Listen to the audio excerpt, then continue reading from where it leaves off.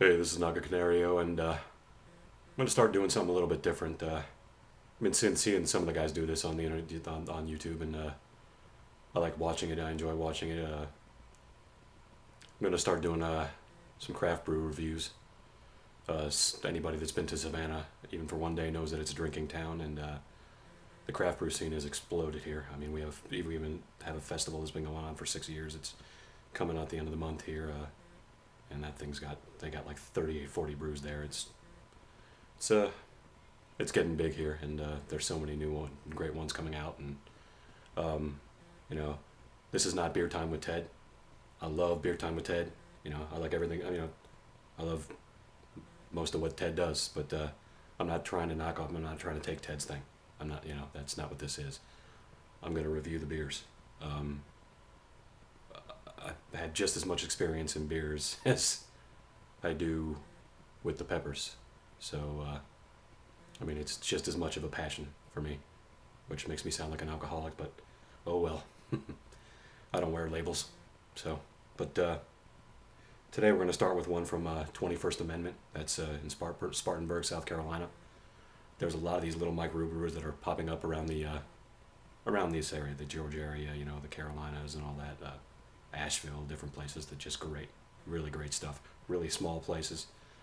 These guys are growing and getting bigger and bigger, but they got one called Hell or High Watermelon, and they got one called Black on Black. They're both just amazing, creative beers. And today we're going to do Hop Crisis. I've been trying to get this one for a while, and the place I go to finally got it in. Now, being the beer snob that I am, the thought of a good beer in a can was laughable to me at a lot of points, but Oscar Blues tend to change. You'll see some stuff from them later on in the season. Oscar Blues changed that with Old Chub and Dale's Pale Ale, Mama's Yellow Pills, and one I've been trying to try. I saw Ted do it. What was that one called? 1050. I'm gonna try that one on when I can get hold of it. But you can get a good beer in a can, believe it or not. This is not Bud Light. No offense to Bud Light. No offense to anybody that likes that. That's drink what you want to drink. Drink what you enjoy. But this is Hop Crisis. It's 9.7%. It's an Imperial IPA. Anybody confused about Imperial? Any style of beer can be Imperial. It just involves longer aging and a higher alcohol content. I have a preference for 8% or above alcohol content. It's that way I don't have to spend all night in front of the commode, here in the ocean.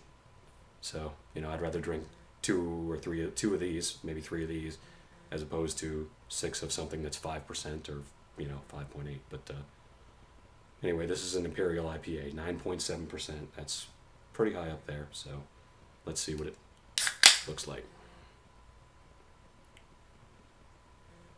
Yeah, it's a glass from from that company. It's I don't have a creative, cool one yet or anything. So, but I'll use this. This works.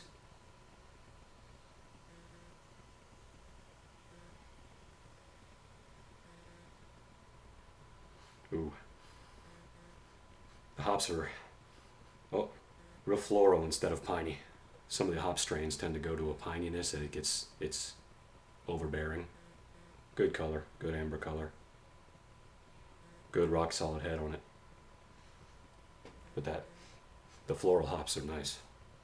I prefer those to the piney hops. So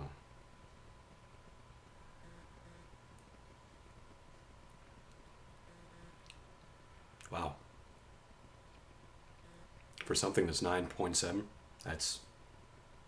that drink's pretty smooth. Usually something above 9 is can be a little obtrusive to some people, but if you want a higher percentage one that doesn't make you make the bitter beer face or whatever that with your lips wrapped around your head, this might be one for you. Again, Hop Crisis comes in a 4-pack, 9.7%. I don't know where the cutoff point is getting it in the country, but through the mail, anything I think is possible to get though. But it's actually really good.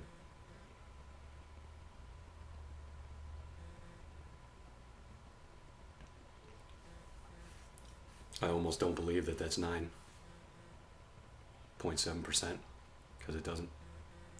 Because there's a beer called Golden Monkey. I'm going to review that one too, just because it's one of my favorites. But there's a beer called Golden Monkey that's 9.6, and a lot of friends of mine can't drink it because it's just too much flavor-wise for them. It's just too assertive. This is not assertive at all. I mean, this is the least assertive imperial I've ever had. So it's really good.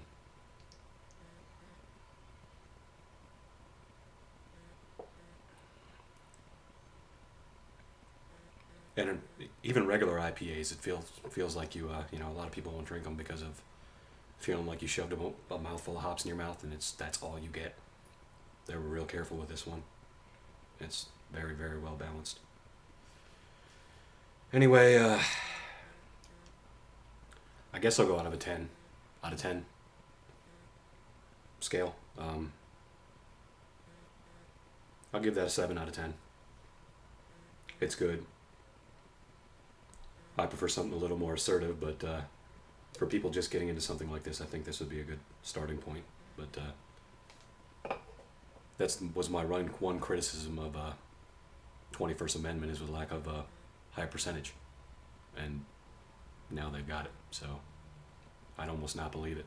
I almost want to do a video after I've had a few of them and see if I'm feeling the spirit, so to speak. But anyway, this is my first one. If it sucked, bear with me. I'll try to improve them. Comment, feedback.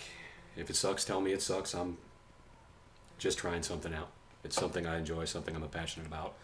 If I helped anybody learn anything about anything, then that's good too. So, but I'll do it again in maybe a few days.